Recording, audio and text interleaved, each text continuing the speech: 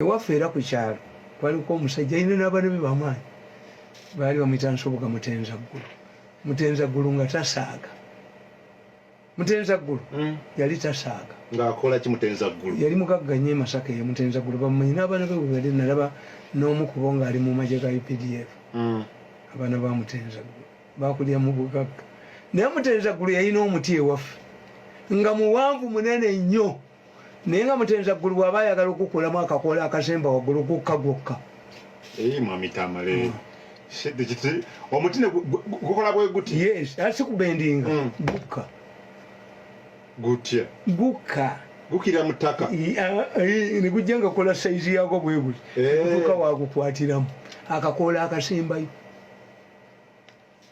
Mutenza Gulu. Mutenza Gulu. Era Mutenza Gulu abamagye ba Amini be baamutta over business over women. Naye bwe yali abula emyezi 3 afe omuti gwakaabanga nga gukuba emiranga. Omuti gwatema emiranga emyezi egi nga ffenna tuwulira abakiyitanga ekikokkolya kitandise. Ekikokkolya twakiyitanga ani ate kimanyi ekikokkolya ku kyalo ewaffe ti omuti gwamala emyezi 3 nga gukaaba naye nga Mutenza tebannamutta ng'omuntu afiiriddwa. Kati baabakulu ne bagamba nti mubeeramu ekinyonyi. Era mwalimu ekinyonyi kitya kyagenda afudde.